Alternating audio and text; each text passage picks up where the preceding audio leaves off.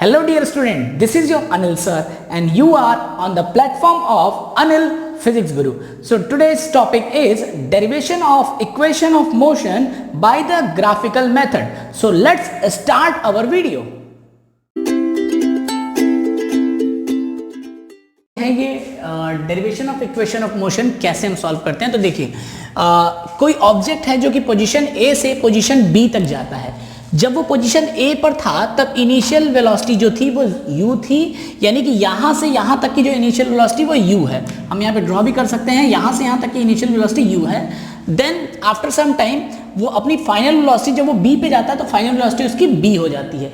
तो final velocity will be v and initial velocity will be u and you know this slope is providing you the acceleration. So this formula we will derive by the acceleration. तो acceleration graph में होता क्या है? Acceleration जो होता है वो होता है slope of the graph. और ये slope of the graph क्या होता है? एक्चुअल में ये होता है y intercept upon x intercept. y intercept का मतलब y में चली गई डिस्टेंस और x इंटरसेप्ट का मतलब x में चली गई डिस्टेंस। तो यहां पर जो एक्सप्रेशन है वो कहीं ना कहीं y इंटरसेप्ट की बात करेंगे। तो देखिए p से b तक जाता है, यानी यहां पर वेलोसिटी b है, यहां पर वेलोसिटी u है। तो वेलोसिटी ग्राफ में v minus u, this distance will be v, this distance will be u। सो इतना क्या होगा v माइनस u। तो यहां पर स्लोप ऑफ द y पे कितना चला? v माइनस u चला। तो v माइनस u x पर कितना चला? तो यहाँ पर t जब इनिशियल वेलोसिटी जीरो रही होगी और यहाँ पर फाइनल जब इनिशियल वेलोसिटी रही होगी यहाँ पर जीरो, तो टाइम भी जीरो रहा होगा, यहाँ पर टाइम t। तो t में कितना, टाइम में कितना चेंज हो जाएगा? तो t माइनस जीरो। तो t माइनस जीरो। अब कहीं ना कहीं इसको हम लिख सकते हैं कुछ इस तरह से कि v minus u upon t। और इस t को डियर स्टूडेंट, इस t को अगर हम इधर मल्टीप्लाई कर दें तो ये हो जाएगा at equal to v minus u. और फाइनली हम इसको u को इधर भेज दें तो ये फॉर्मूला हो जाएगा v equal to u plus at। तो ये इस तरह से हमारा फर्स्ट इक्वेशन तैयार हो जाता है। तो चलिए चलते हैं सेकंड इक्वेशन की तरफ। सेकंड इक्वेशन डियर स्टूडेंट्स वो सॉल्व होता है कुछ इस तरह से कि ये जो स्लोप है वो जितना ग्राफ पे एरिया कवर करता है वही आपका डिस्प्लेसमेंट होता है। तो जो डिस्प्लेसमेंट होगा वो होगा एरिया अंडर VT ग्राफ, यानी ग्राफ यानी कि स्लोप की बात कर रहे हैं। स्लोप के थ्रू जो एरिया कवर्ड हुआ, तो एरिया कौन सा कवर्ड हुआ? जो डिस्टेंस है उसका एरिया। एक्चुअल में ये रेक्टेंगल भी है और ये ट्रायंगल भी है। तो एरिया हम बात करेंगे ट्रायंगल एरिया किसकी? रेक्टेंगल की पहले लेते हैं। रेक्टेंगल APCD, APC और D की बात करते हैं, प्लस एरिया किसका होगा? ट्रायंगल का। तो एरिया ऑफ APB, AP और B, APCD का एरिया यानी ये वाला एरिया और प्लस APD का एरिया, ये एरिया। टोटल इस स्लोप के अंडर में इतना ही तो एरिया आता है, तो यही आपका डिस्टेंस कहलाएगा। तो अब देखिए APCD कहीं ना कहीं आपका लेंथ इंटू ब्रेड्थ है, रेक्टेंगल है। तो रेक्टेंगल का जो एरिया होता है वो क्या था? Length into breadth. तो लेंथ क्या है आपकी? विड्थ और लेंथ आपका दिया हुआ है UT। तो S इक्वल टू हो जाएगा U, आपका ये हो गया विड्थ हो गया और आपकी लेंथ कितनी होगी? T होगी। प्लस एरिया ऑफ ट्रायंगल की बात करते हैं तो half into base into height होता है। तो ये हो गया हाफ इंटू बेस, बेस फिर से आप ले सकते हैं T इंटू हाइट। अब हाइट में डियर स्टूडेंट देखो v माइनस यू फिर से आ गया, क्योंकि ये PB जो डिस्टेंस है वो v माइनस यू ही तो है। तो यहां पे लिख सकते हैं v माइनस यू। अब आगे इसको सॉल्व करते हैं। देखो कैसे आगे सॉल्व करेंगे। v माइनस यू जो है ये कहीं ना कहीं आपका, अगर इस इक्वेशन से देखें, यहां पर अगर आप देखते हैं कि इधर अगर हम सॉल्व कर देते हैं कि v इक्वल टू होता है u प्लस at। होप ये दिखाई दे रहा होगा आपको। v इक्वल टू होता है u प्लस at। तो v माइनस यू जो होता है वो at हो जाता है कि नहीं? तो ये v माइनस यू जो है वो at की जगह पर रख सकते हैं। तो s इक्वल टू हो जाएगा ut प्लस हाफ t यहां रख देते हैं इंटू at। अब इसको सॉल्व करिए तो s हो गया ut plus half at square. और कहीं ना कहीं यही तो आपका इक्वेशन ऑफ मोशन का सेकेंड इक्वेशन है कि नहीं है? बिल्कुल है। अब इसको हम इक्वेशन ए कह सकते हैं क्योंकि ये हमें आगे सॉल्यूशन में मिलेगा। तो चलिए ये आपका होगा UT plus half eighty square. कैसे सॉल्व किया? Area under the VT graph by the slope. Area इस रेक्टेंगल का एरिया ले लिया और इस ट्रायंगल का एरिया। रेक्टेंगल का area base into height UT कर लिया, ट्रायंगल का area half into base into height. Base में टी था क्योंकि टी टाइम का था, v माइनस यू जो था ये क्या था, p और b की डिस्टेंस थी v माइनस यू, और इसी v माइनस यू को तो हम फर्स्ट इक्वेशन ऑफ मोशन से at बोलते हैं। तो यहाँ पे at प्लेस किया, t और t मल्टीप्लाई हो जाएगा तो t स्क्वायर हो जाएगा। तो कहीं ना कहीं आपका सेकंड इक्वेशन ऑफ मोशन तैयार हो गया। तो चलते हैं थर्ड इक्वेशन ऑफ मोशन की तरफ। जो थर्ड इक्वेशन ऑफ मोशन है वो हम इस वाले इक्वेशन से, ये वाला जो इक्वेशन हमें मिला था उसी इक्वेशन से करेंगे।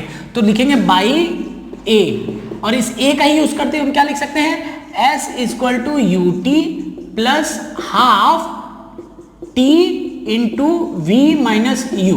अब ध्यान देने वाली बात क्या है बेटा, v माइनस यू जो है एक्चुअल में हमारा फॉर्मूला था v equal to u plus a t, और यहां से अगर t की वैल्यू हम निकाल सकते हैं v माइनस यू बाई ए। आप v माइनस यू करेंगे अपॉन ए कर देंगे तो t की वैल्यू ये मिल जाएगी। अब यही t की वैल्यू अगर हम यहां और यहां प्लेस कर देते हैं तो हमारा काम आसान हो जाएगा। s equal to u, t की जगह हम क्या रखेंगे v minus u upon a और प्लस हाफ इंटू टी, फिर से आ गया तो v minus u upon a, और ये v माइनस यू तो पहले से ही था v माइनस यू। अब देखिए बेटा सॉल्व कैसे करना है। अब यहां पर आप सीधे सीधे इसको सॉल्व करना चाहें तो s इक्वल टू हो जाएगा u v minus you square, क्योंकि एक u है v, तो ये हो गया। अब ये तो अपॉन में a, इसको रहने दीजिए, प्लस 2a अपॉन में तो 2a हो जाएगा, लेकिन v माइनस यू कहीं ना कहीं a माइनस बी का होल स्क्वायर वाला है, तो v माइनस यू जो है v माइनस यू का होल स्क्वायर हो जाएगा, ये बिल्कुल हो जाएगा। अब आगे देखिए कैसे सॉल्व करते हैं। s इक्वल टू जो है uv है, अब हम ओपन कर देते हैं, 2a और a का एलसीएम हम क्या ले लेते हैं, 2a ले लेते हैं। a कितने टाइम से जाएगा, a कैंसिल हो जाएगा 2a से, तो a 2 टाइम्स हो जाएगा तो 2uv ये हो गया, माइनस 2u स्क्वायर हो जाएगा, प्लस अब इधर देखना बच्चों ध्यान से समझना, v square v minus you का होल स्क्वायर क्या होगा, v square plus you square minus 2uv। बिल्कुल आसान काम हो गया हमारा। देखो माइनस 2uv प्लस 2v, ये एक तरह से कैंसिल हो गया। अब देखो 2u स्क्वायर है और ये क्या है, u स्क्वायर है, तो ये u स्क्वायर ये माइनस 2u स्क्वायर, तो एक u स्क्वायर कैंसिल हो जाएगा, तो क्या बचेगा, s बचेगा, v स्क्वायर पहले लिख देते हैं, v square minus u square upon 2a, और इस 2a को अगर हम s से मल्टीप्लाई कर देते हैं तो अगर इसको 2a ऊपर लिख दें, यहां पर लिख दिया है हमने अपॉन 2a, तो हमें जगह मिल जाएगी यहां पर। तो ध्यान देखिए s क्या हो जाएगा, s इक्वल टू हो जाएगा 2as, इसको लिख सकते हैं 2as equal to v square minus u square, और फाइनली ये आपका इक्वेशन हो जाएगा v square equal to u square plus 2as।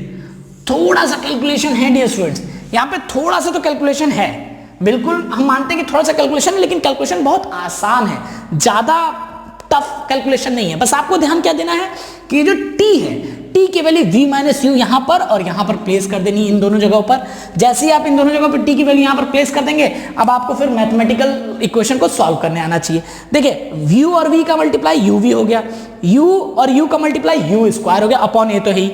अब देखते हैं इसमें 2 और a 2a हो गया, क्योंकि अपॉन में यहाँ पर ये a बना हुआ था, अब ये 2a हो गया, v minus you a minus b का होल स्क्वायर बन गया, तो v माइनस यू का होल स्क्वायर यहाँ पे हो गया।